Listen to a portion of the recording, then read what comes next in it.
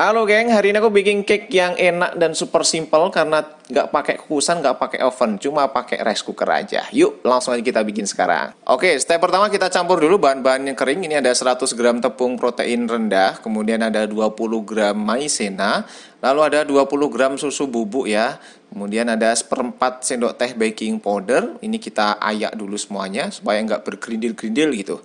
Lanjut kita masukkan ada 4 telur ayam ya, nggak pakai cangkang, itu ayam telurnya aja. Kemudian 2 kuning telur ya, kemudian tambahkan juga ada 100 gram gula pasir, kemudian setengah sendok teh ovalet atau emulsifier atau SP juga boleh ya. Kemudian ini kita langsung aja kita mixer. Aku pakai mixer Mito MX100 dari mito.id ya. Ini kita mixer sampai mengembang dan berwarna putih ya.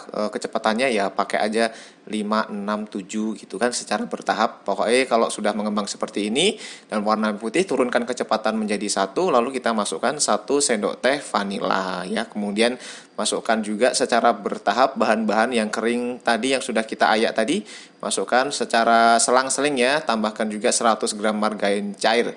Jadi diselang-seling aja, masukkan semuanya sampai semua bahannya itu tercampur rata. Nek wis tercampur rata, kemudian dihentikan mixernya. Lalu kita panggang atau harus kita panggang pakai rice cooker ya. Ini pakai rice cooker yang ukuran biasa. Nah, aku memanggangnya atau memasak kuenya ini pakai rice cooker Mito R7 dari mito.id. Dari rice cooker ini mempunyai fitur khusus untuk membuat cake. Jadi hasilnya akan sempurna banget. Langsung kita pencet aja di posisi functionnya di cake, lalu di start, dan waktunya 45 menit.